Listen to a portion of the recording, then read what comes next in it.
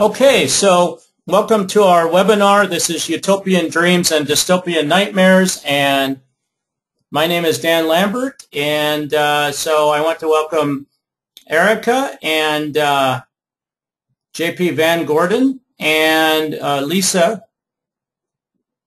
I want to point out that Erica's nickname is Van, and Jan Van Gordon's nickname is Van. So we actually have a male Van and a female Van. And so I've been playing around with this software, and one of the things is that it tells me sometimes my computer is overloaded, that I will need to hide my webcam. So I'm sure you don't need to see my face. Or you could, oh yeah, okay, good. So you guys can talk in the chat area if you ask me questions, etc., etc. And toward the end of the webinar, we'll have the question and answer session where you may want to verbalize what you were saying.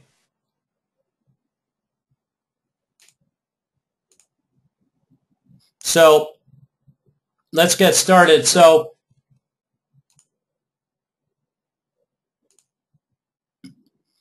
and Monica is here. Okay, great. Hi, Monica.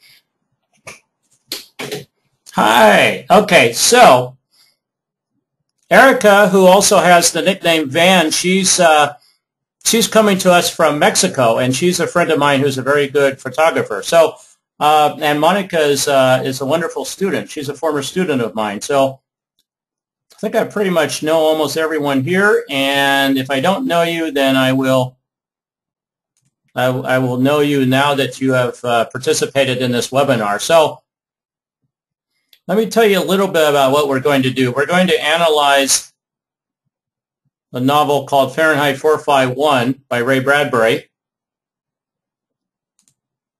And the reason I have these icons here, this artwork, is because we have in the upper left-hand corner, this represents the art of writing, and in the upper right-hand corner is the activity of reading.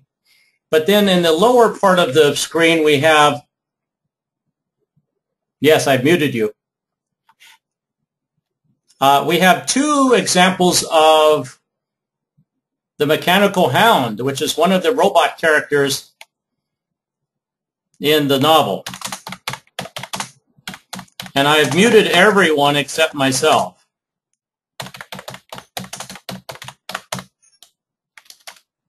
And the reason for that is when we were practicing for this, there were a lot of issues with sound feedback, and it felt kind of like the Tower of Babel, because not only with everybody trying to talk, but with some people's speakers would have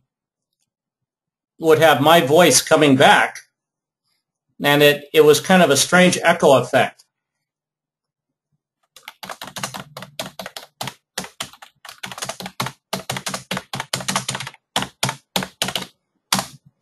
That's okay. That's okay. And so your English is fine. So you see where it says talking Beth Wittenberry. Beth Wittenberry is a friend of mine from the Southwest Manuscriptors, but I'm using her account, but my name is Dan Lambert. Okay, so let's go to the next slide. Can everybody see these PowerPoint slides? And can everybody hear me?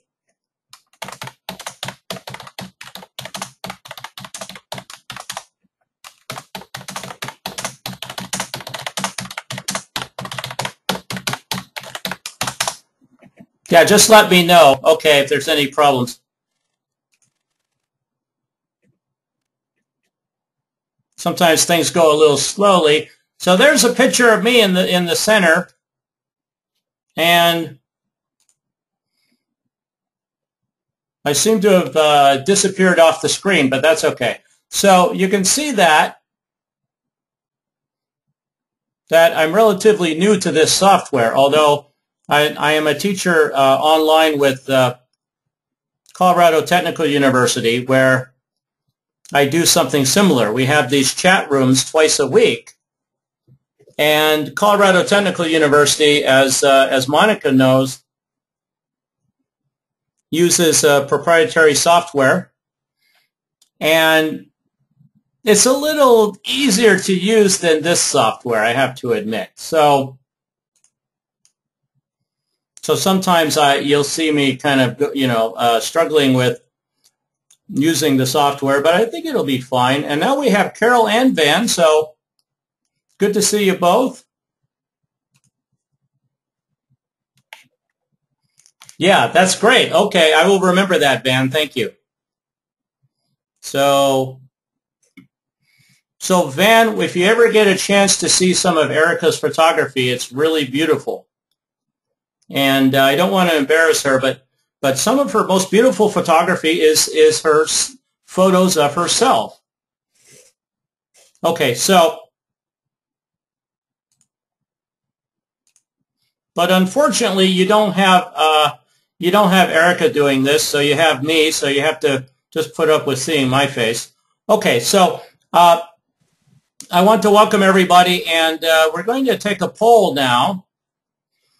But before we do that, I just want to show you some ground rules. One of them is you should be able to hear me and see me in real time. Hi. And we're going to be discussing this novel, Fahrenheit 451, and I will put in a commercial for my own poetry book, which does have some dystopian style poems. You don't have to buy my book. I'm not going to give you a hard sell, and I'm not going to harvest your email addresses and send you spam. I'm not going to do anything like that. The fact is that as part of our Writers Club Southwest Manuscriptors, we have a group of people, and we call ourselves a independent book marketing group. And one of us, Beth Wittenberry, has a free trial for this software, which is Go to Training, and she invited the rest of us to use it to do webcams.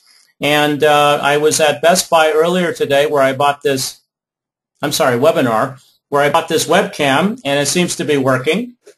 It's not necessary to use the software, but so I'm really doing this as a way to help the rest of the group to, make sure the software works. And you guys can always type a comment or question. Yeah, that's very good. Okay. Now she disappeared. Uh-oh. Oh, where can you check out my book? To go to, we're going to have a good hour. Thank you, Monica. Okay, so if you go to Amazon.com, you can take a look at, there's actually two books called Love and Other Diversions, but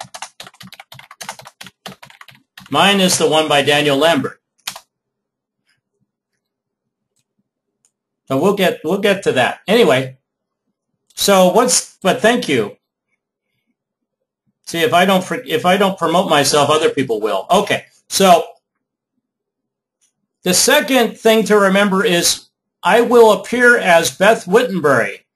In fact, I am not Beth Wittenberry. I am Dan Lambert. I am not even the same gender as Beth Wittenberry, and Beth is more attractive than I am, and so I am using Beth's Go to Training account. Okay, next rule, or interesting fun fact, is everyone except the host will be muted at first. Feel free to ask questions or make comments in the chat room, which is over here.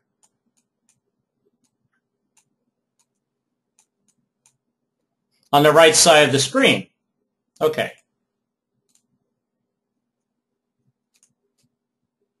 And the last, yeah, that's a good idea. Okay, that's a good idea, Van. I like that. The last 10 to 15 minutes will consist of a question and answer period in which you will have the opportunity to use your microphone to ask questions. And as a way for me to recognize that you want to ask a question, you will raise your hand. Now, there should be an option for you to raise your hand. And then I will unmute you, and then that is a relatively painless process. And it should be under options. I can't seem to find it right now. Oh, you want me to unmute you? Okay. So Van, do you want to say something? There's a blue hand up in the upper left of the chat area. Oh, really? There's a blue hand? Yeah, it's right below right below the okay. two little documents. Oh, okay. Thank you. All right. It says loud microphone level. Check the audio pain meters. You may need to reduce your mic level. So I apologize to you guys if everything is coming through very loudly. But again, we're just experimenting with some of this new technology. And okay, thank you, Van. I'm going to pull your plug right now and mute you again. Okay, isn't that terrible? Okay, and welcome. We have Carol, Erica, Jan, Lisa, Monica, and Monique.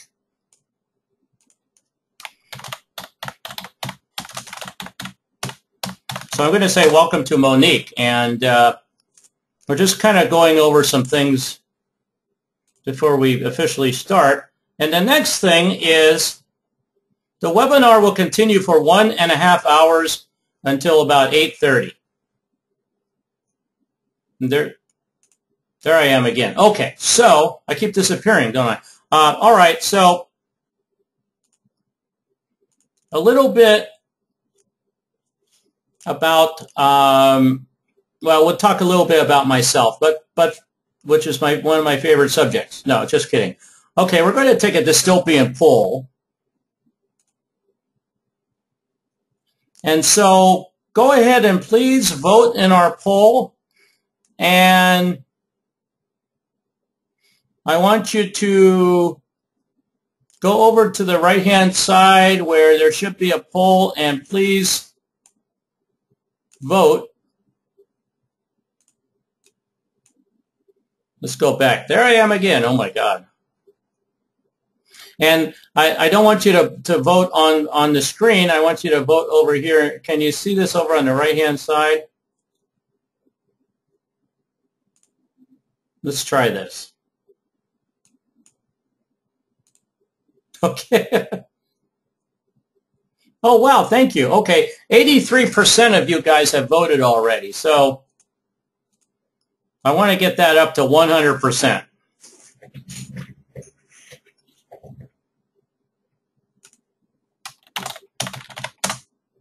And you can vote more than once.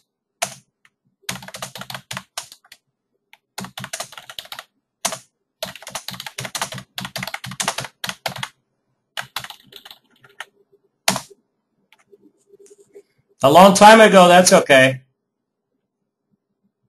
Oh, really? Okay, okay, good, good.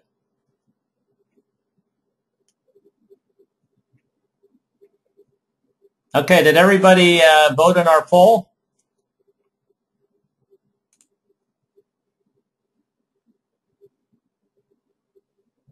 Okay. Well, 86% is not bad. Thank you. Oh, good, Erica. Okay. Okay, great. So,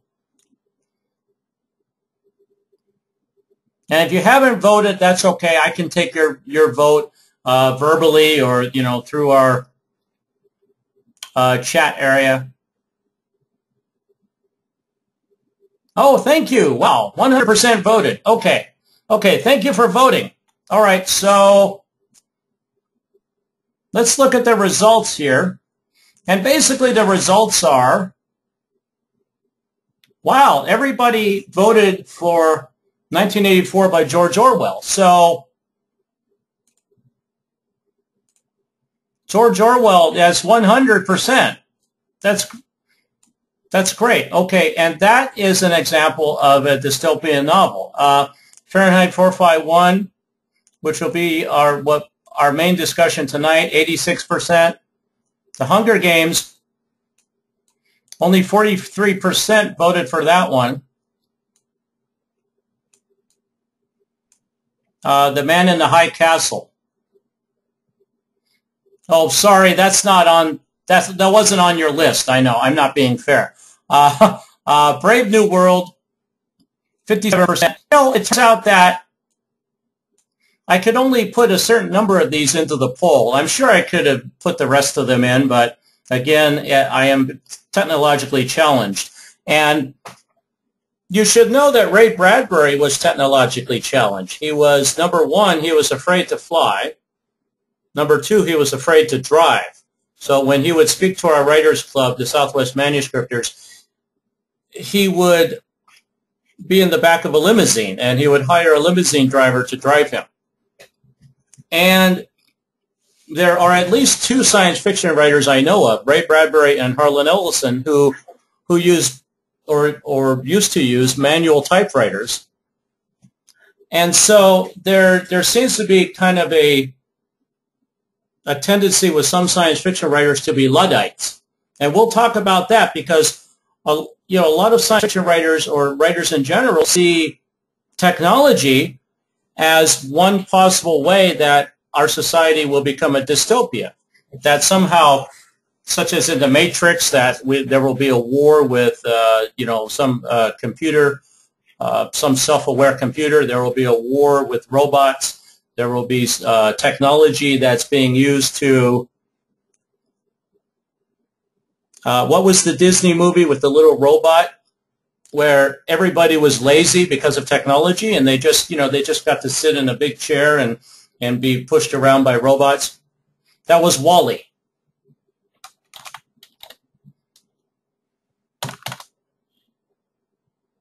Yeah, and Robot Wars. Yeah, that's right, Monica. Very good. Yeah, Harlan plugged it in directly to his. Oh, that's true. Yeah, those are the percentage of votes. Thank you, Monica. Okay. And then we have 29% for dystopian stories that are not on this list. And so just to familiarize yourself, we have, Orwell's novel is about the future society in England where we have a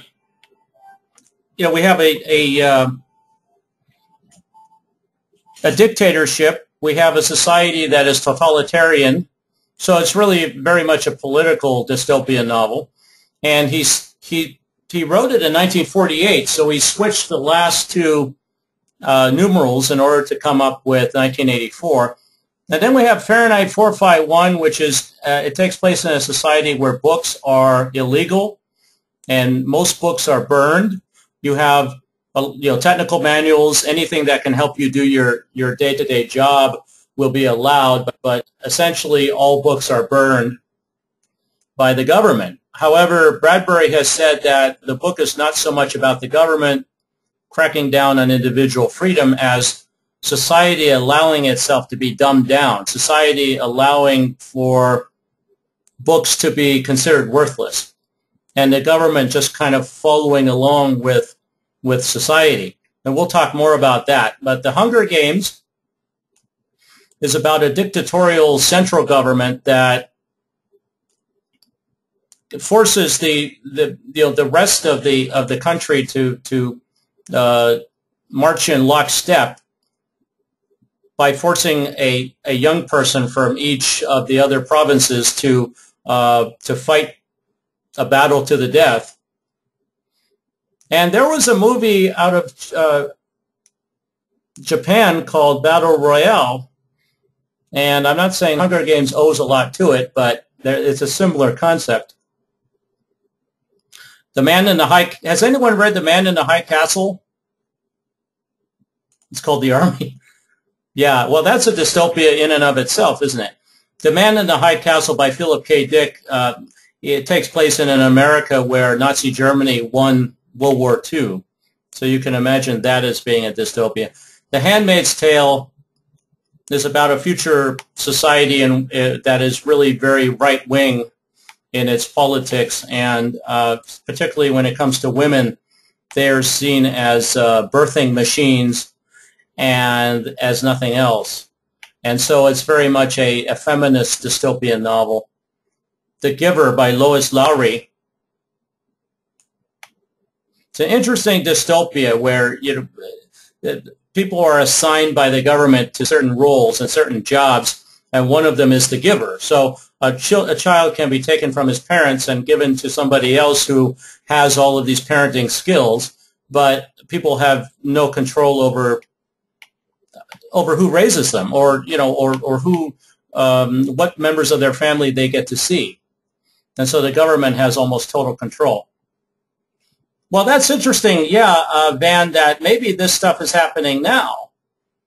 And I think that dystopian fiction is so popular because we ask ourselves, will this come to pass if the trends that we see now continue?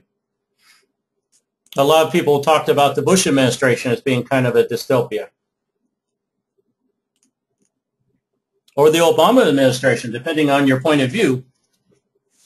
And I don't know, did anyone see the movie called Idiocracy?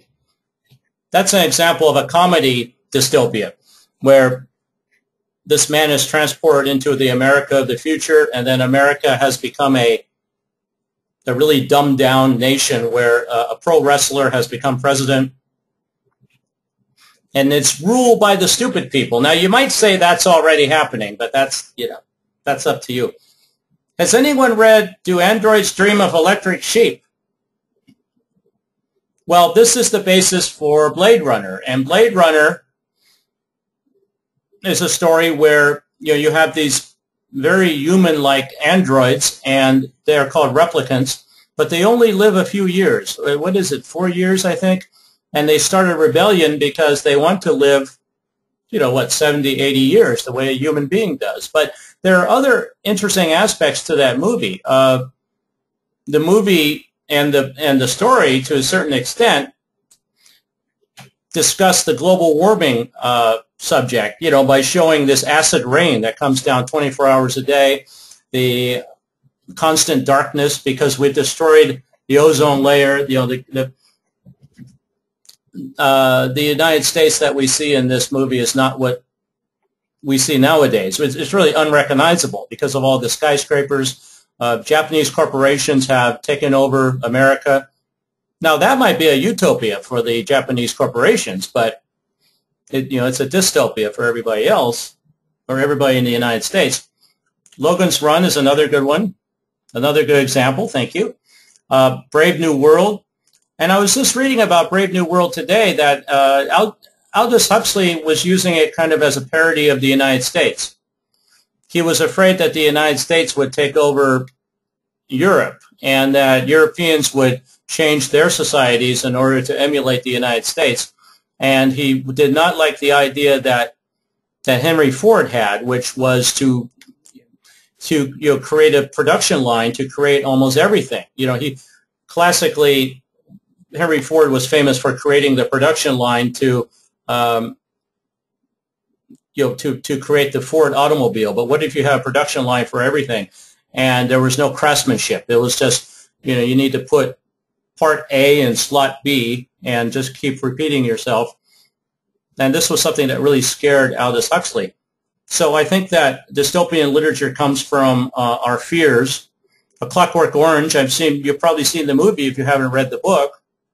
There's another one where you have these street gangs that run rampant, and you see some of that in Fahrenheit 451. And what about a dystopian story or novel not on this list? What have I missed? And we can talk about that. Yeah, it started with Eli Whitney. Okay, so with the Industrial Revolution.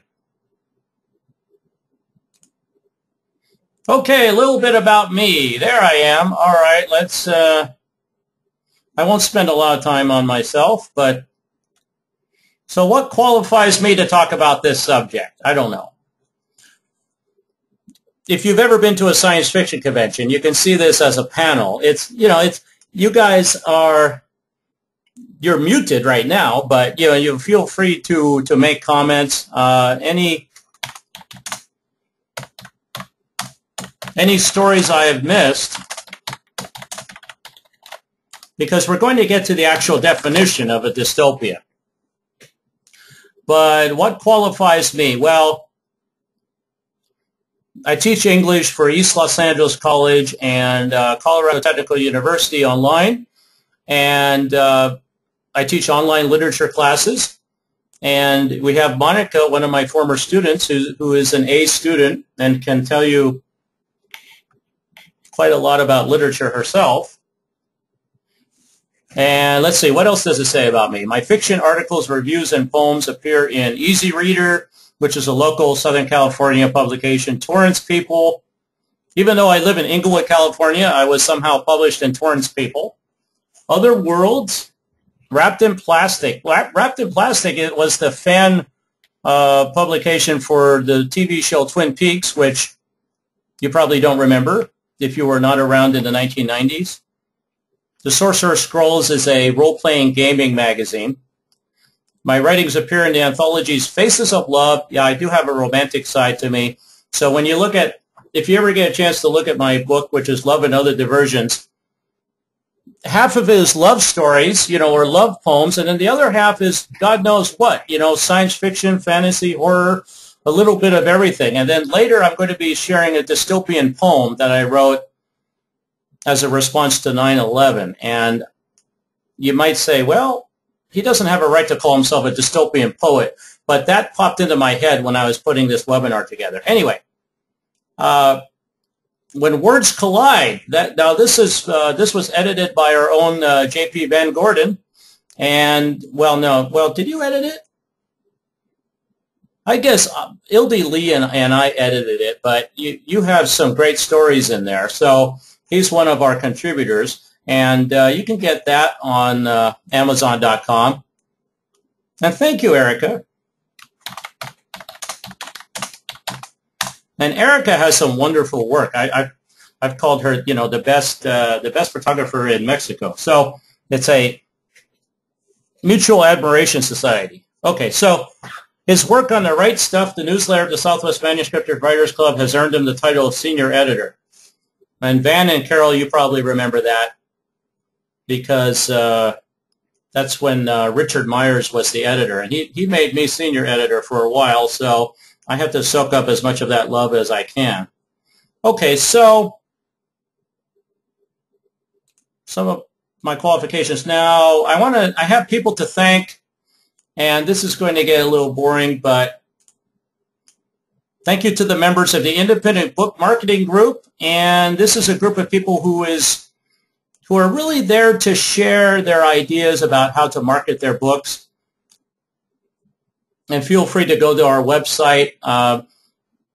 We have Stephen Smoke, who's a professional writer. We have Beth Wittenbury. I've stolen her name for this presentation. We have Vicky Kalambakal, who also publishes under the name Vicky Cal. Bernadette Shee, Alan Cook, Daniel Wheeler, Rosemary Stocksdale, John Norley, Lawrence Fletcher, Jack Smith, Gene Shriver, and Stacy J. Aronson for making this webinar possible. Okay. And next we have, Van can tell us about this guy.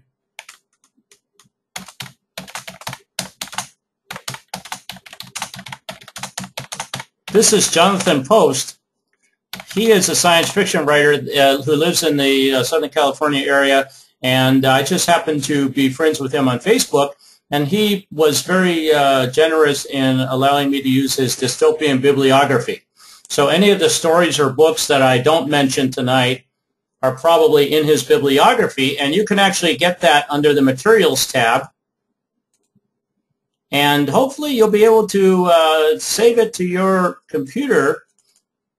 And if not, I apologize. I'll get it to you if you just send me an email.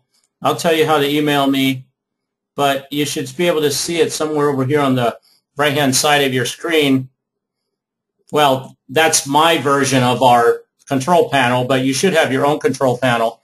And there should be a dystopian bibliography, and then there's a poem by me called Reports Indicate, which is about 9/11, and you can go ahead and save those to your computer if you can. Well, thank you. I didn't do it. Yeah, Bart Simpson. Yeah, and this is a really good poem by Jan Van Gordon. If you profess to be a professor and profit and prosper from that profession, then I can only proffer you my professional opinion and proposal that you progress in your professorship and posit that any posers that protest about your chosen profession doth protest too much. And in fact, I told Van, because he edits our newsletter, I say go ahead and use that in the newsletter, because you're the editor. You can go ahead and print that. Even if you were not the editor, you could go ahead and print that. Okay, so thank you, Ray Bradbury, for his writing genius. And thank you to you guys. Thank you to the participants tonight. Oh, I would get my tongue twisted. Thank you for participating tonight, but we're not done yet. So this is not what you came here for. So let's get started. Okay, what's a utopia? Now, this is the opposite of a dystopia.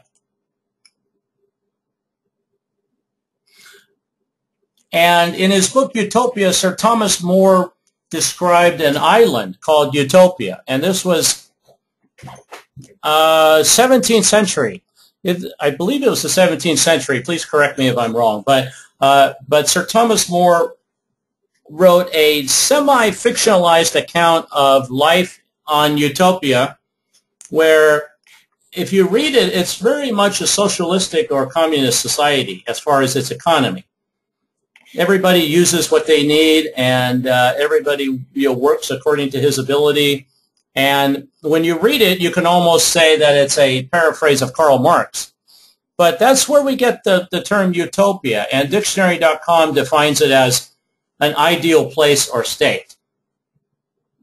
So it's perfect. It's ideal. But let's look at.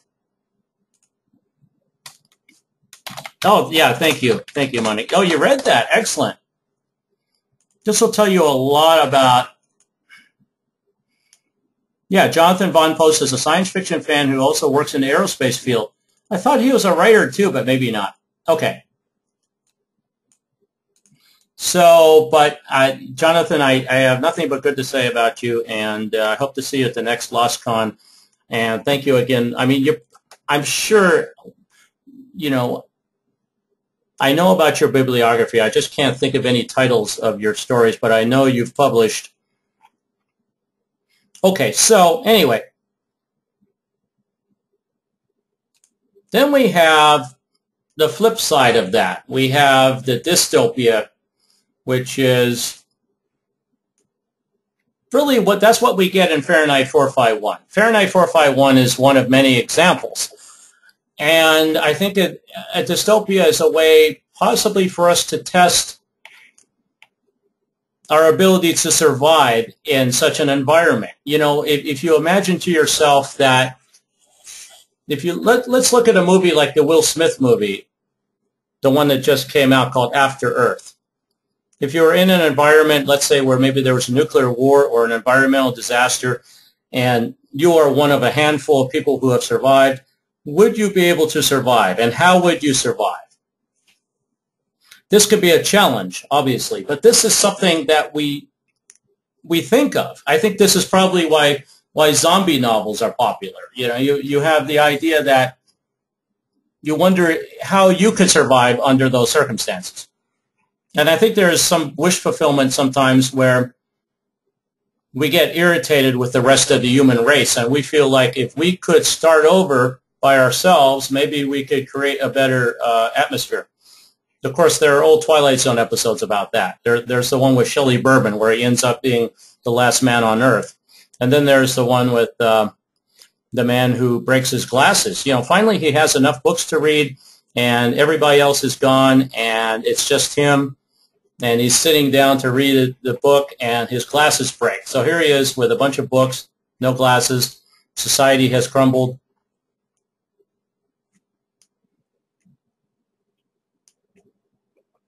What was the actor's name? He's the one who was Rocky's trainer. I just can't think of his name right now. Okay, that's an easy one.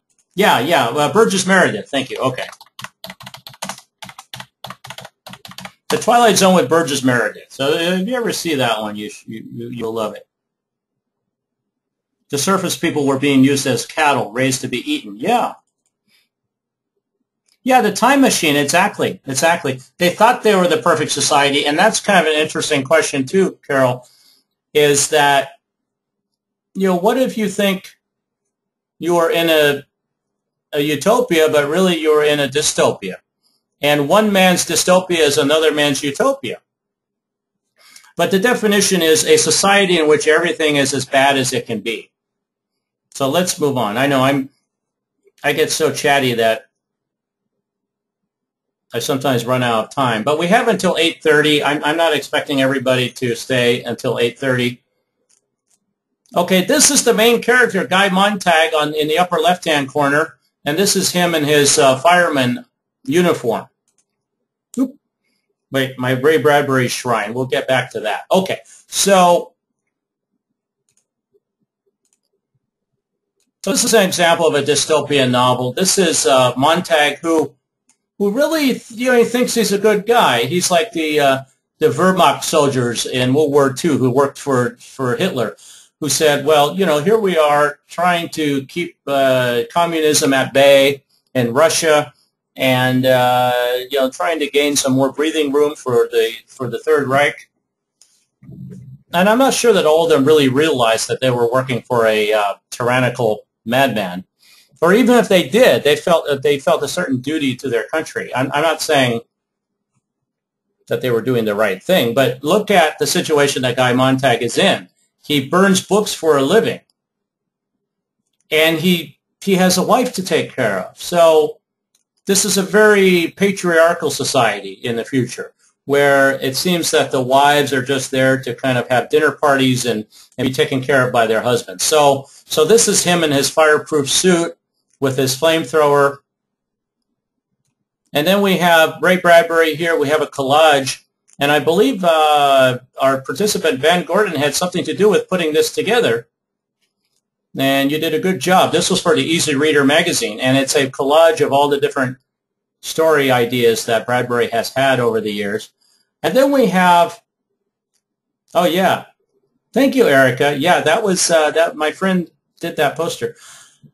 Then we have Ray Bradbury, Fahrenheit 451.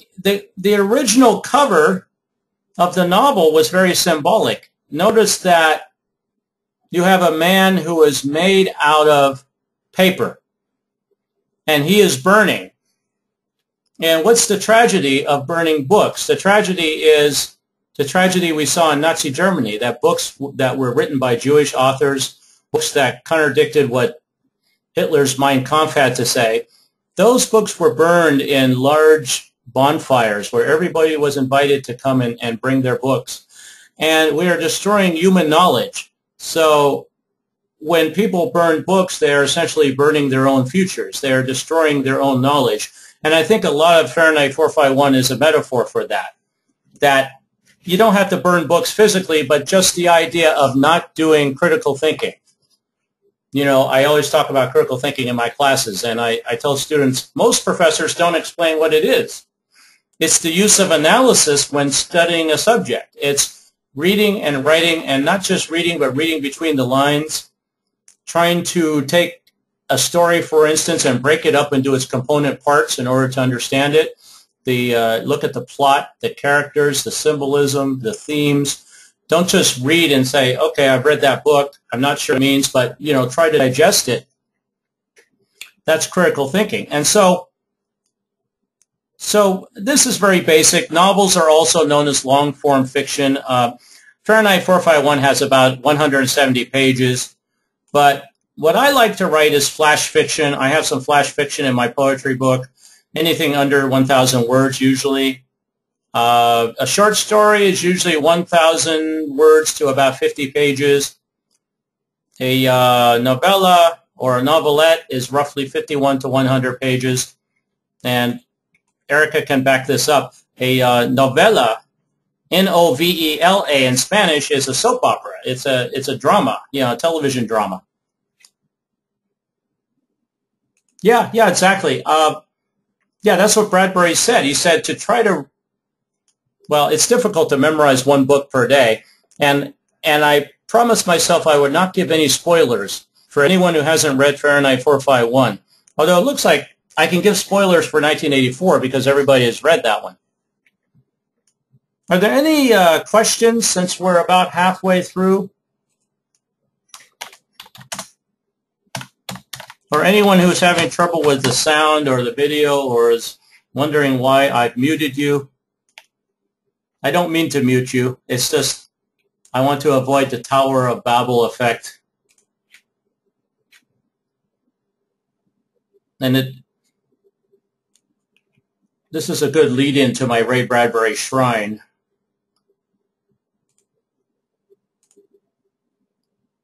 It does sound flammable. That's a good point, Van.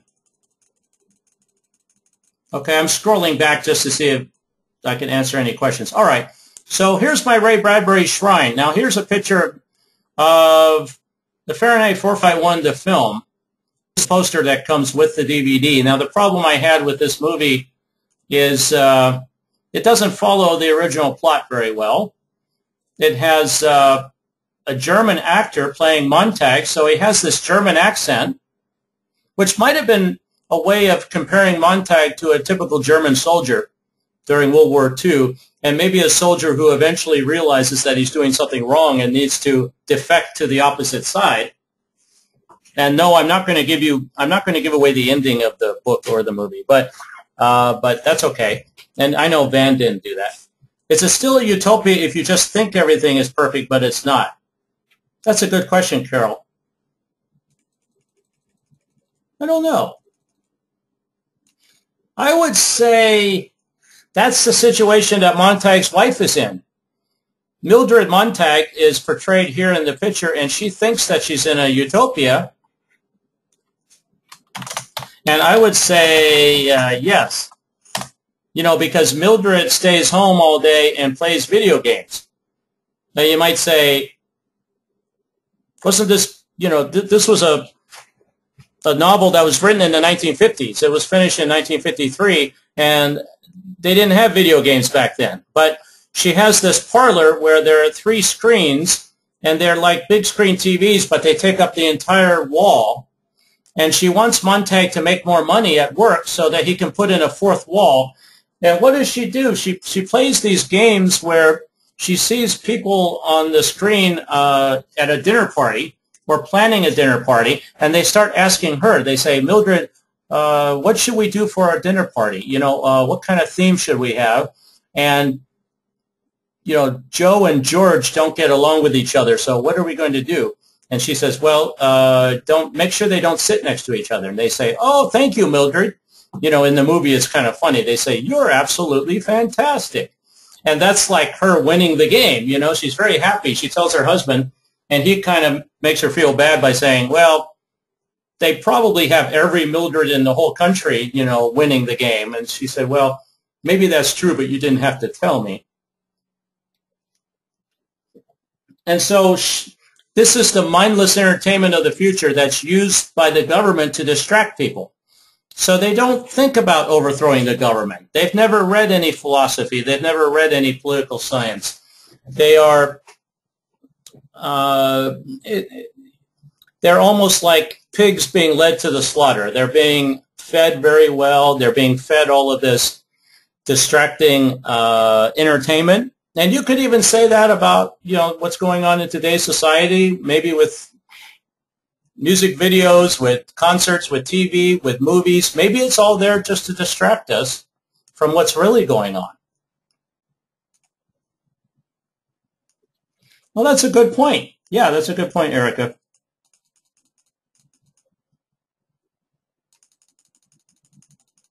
Only a seemingly perfect life, yes. Yeah, but not really perfect, because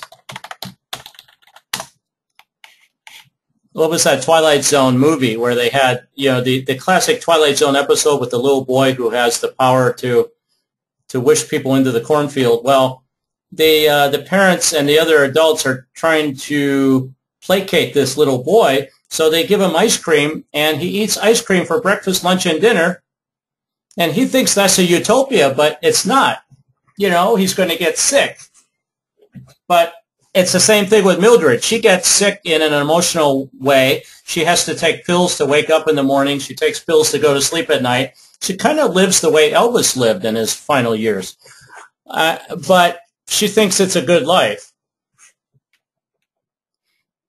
So then we have a picture of me with Bradbury. So clockwise from the top, some of you guys know these people. This is the late, great Jack Torrance. And he was a magician, and he's a Sherlock Holmes fan. I had to mention Sherlock Holmes at least once tonight, but he's a Sherlock Holmes fan who had a detective agency in Japan and also a stage magician. And then this is me, believe it or not, in my beret. I don't look very much like a professor. And this is Ray Bradbury. And some young lady gave him that scarf, but I think he's also wearing the award that he won from the French government. And then this is Sammy. This is one of my former students over here.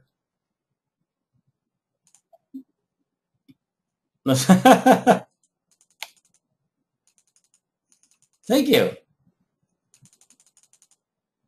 Yeah, so then we have, who else do we have here? Okay, in my shrine. There's Paula and Ann Lasky, the late, great Paula Salo and Ann Lasky with Ray Bradbury. And then here's, that's me in the middle. And if you ever want to read an interesting biography of Ray Bradbury, now I can't think of his name. Oh, Sam Weller. Yeah, just read Sam Weller's biography. And if you look over in the chat area, I spelled his name. But that's his biographer. That's Sam Weller and me and Ray Bradbury. So there's my shrine. And since I want to run out of time, but let's look at the subgenres of science fiction. So why is Star Trek a utopian future? Well, from my point of view, I think Star Trek is not perfect. It's not a perfect future, but it's a kind of future where there are some problems with the Klingons, etc. But that people have escaped the problems of Earth by going into deep space and inventing the stellar drive, and there's not going to be an overpopulation problem. The environmental problems have been solved. Most of the major diseases have been cured, and I'm sure Captain Picard, if he didn't want to be bald, he doesn't have to be. I think he just likes he likes being bald. So you have a dystopian future. If you haven't seen the movie Blade Runner, you should see it, or at least read the story, Do Androids Dream of Electric Sheep, by Philip K. Dick. And then, of course, Fahrenheit 451. And then what else? We have space opera. And probably Star Wars is the greatest example. It's a drama, a soap opera that takes place in space. You have love, you have hate, you have heroes and villains, and you have this conflict that is a physical conflict. I think the Lensman series would be another good example, by E. Doc Smith, and probably The Moon is a Harsh Mistress by Robert A. Heinlein. And if anyone else can think of one, just go ahead and type it in. So a lot of those were really geared to the sensibilities of young boys in the 1950s, which I think is why when it comes to academia, science fiction has been put into a ghetto. And it was not until recently, I think, that a lot of, or maybe in the 1970s, when a lot of professors started using science fiction stories and science fiction novels in their classrooms.